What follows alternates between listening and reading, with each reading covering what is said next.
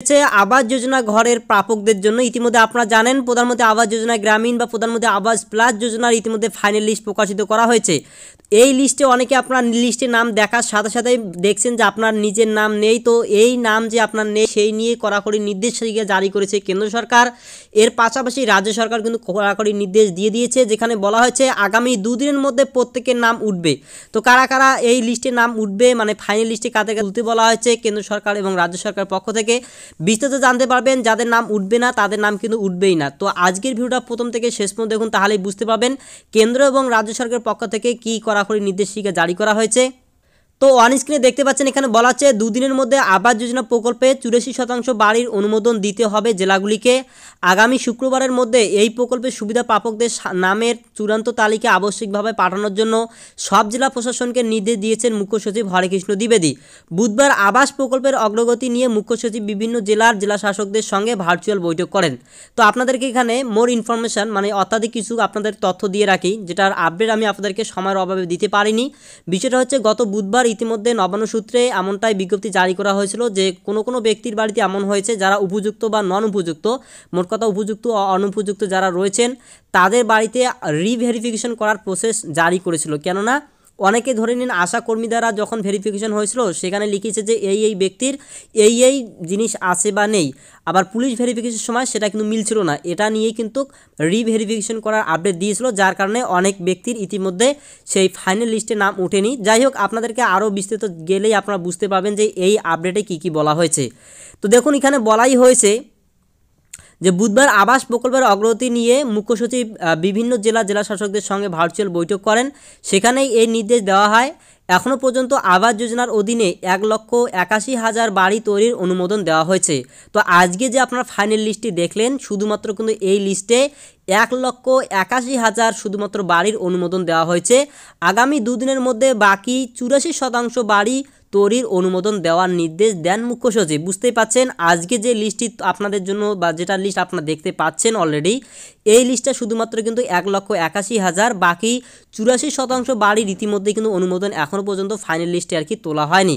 এই নিয়ে কি বিজ্ঞপ্তি জারি করা হয়েছে। আজকে কিন্তু 2টি আপনাদের জন্য ভিডিও খুবই গুরুত্বপূর্ণ আপলোড হবে, সেই ভিডিওগুলি দেখলে আপনারা বুঝতে পাবেন এবং যে সমস্ত ব্যক্তিদের ইতিমধ্যে নাম ওঠেনি তারা কিন্তু করণীয় কাজ করতে পারবেন। আবারও বলছি আজকে আবারও 2টি ভিডিও মোস্ট ইম্পর্ট্যান্ট আপনাদের জন্য আপলোড হবে, সেই ভিডিওগুলি দেখলে আপনারা বুঝতে পারবেন।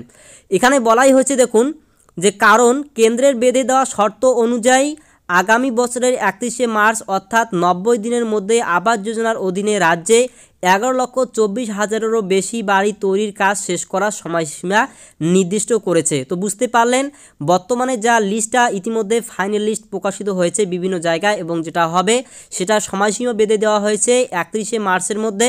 সমস্ত টাকা কিন্তু আপনারা পেয়ে যাবেন এবং পুরনো নতুন যারা আর কি বর্তমানে টাকা পাচ্ছেন তারা উভয়ই কিন্তু সেই টাকাগুলো পেয়ে যাবেন এবং আপনার করণীয় কাজও আপনাকে করে ফেলতে লাগবে। এই নিয়ে কিন্তু এখানে বলা হয়েছে বিস্তারিত। তো এখানে বলা হলো দেখুন, সূত্রের খবর সংশোধন করে এই মুহূর্তে 39 লক্ষের মতো উপভোক্তার নাম যোগ্য হিসেবে প্রধানমন্ত্রী আবাস যোজনায় ঠাঁই পেয়েছে, কিন্তু তার ভিতর থেকে সমস্ত শর্ত পূরণ করে মাত্র 11,36,000। তো এখান থেকে আরেকটা আপডেট আপনারা পেয়ে গেলেন, ইতিমধ্যে সংশোধনের পর 39 লক্ষের মতো উপভোক্তার নাম ইতিমধ্যে যোগ্য হিসেবে ঠাঁই পেয়েছে, যেটা গত একটি আপডেটে আপনাদেরকে দিয়েছিলাম, যেখানে প্রথমে ছিল 45 লক্ষ, তারপর 40 আসলো, এবার রিভেরিফিকেশন আবার করার পরে 39 লক্ষে পৌঁছেছে। মানে অনেক উপভোক্তা কিন্তু ইতিমধ্যে বাতিল হয়ে গিয়েছে। তো ইতিমধ্যে এখানে অন স্ক্রিনে আবারও দেখতে পাচ্ছেন উপভোক্তা বাড়ি পাবেন, মানে যেটা আপনারা দেখতে পেলেন যে 11,36,000 আর কি বাড়ি পাবেন উপভোক্তা। বুধবার পর্যন্ত মাত্র 6.5 থেকে 7% উপভোক্তার আবেদন মঞ্জুর করেছে জেলাগুলি। তাই যুদ্ধকালীন তৎপরতায় কাজ শেষ করার নির্দেশ দিয়েছেন মুখ্য সচিব। ঝাড়গ্রাম, উত্তর দিনাজপুরের মতো জেলাগুলিতে আবাস যোজনার আগের তালিকায় 40%-এর বেশি নাম বাদ গিয়েছে। এই পরিস্থিতিতে জেলা শাসকদের সঙ্গে বৈঠকে মুখ্য সচিবের বার্তা যে 2 দিনের মধ্যেই আপনারা দ্রুত কাজ শেষ করুন, প্রয়োজন হলে দিনরাত জেগে কাজ করুন। রাজ্য জুড়ে আবাস যোজনার বিক্ষোভের আবহে মুখ্য সচিবের এই বার্তা যথেষ্ট তাৎপর্যপূর্ণ বলেই মনে করেন।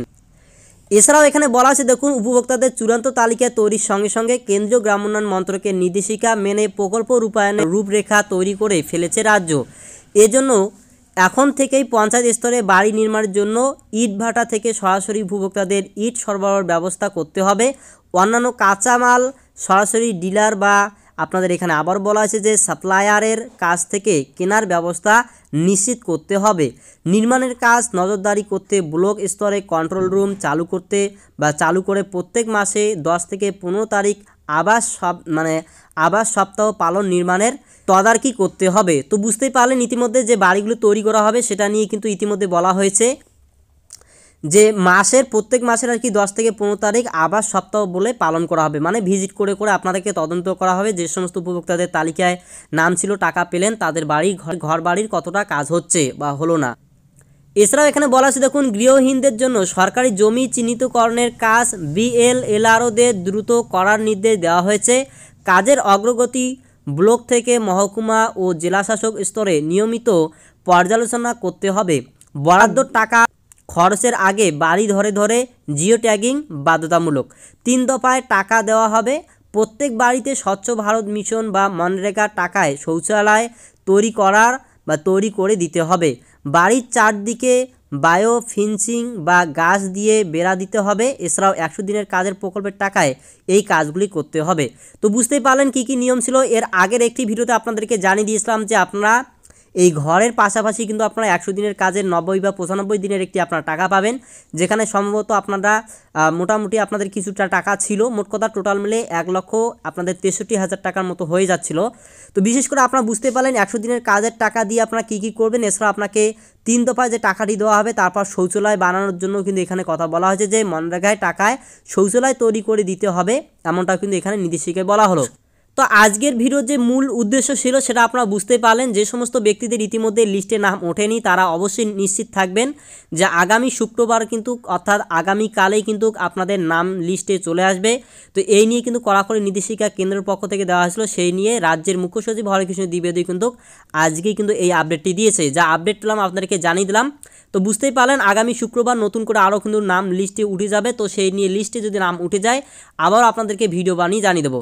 আশা করি ভিডিওটা আপনারা সম্পূর্ণ দেখলে অবশ্যই বুঝতে পেরেছেন। তো ভিডিও যদি আপনার ভালো লেগে থাকে অবশ্যই লাইক করে বন্ধুদেরকেও শেয়ার করে দেবেন। এছাড়াও চ্যানেলে নতুন হয়ে থাকলে অবশ্যই চ্যানেলটিকে সাবস্ক্রাইব করে রাখবেন এ ধরনের লেটেস্ট আপডেটগুলি সবার আগে পাওয়ার জন্য।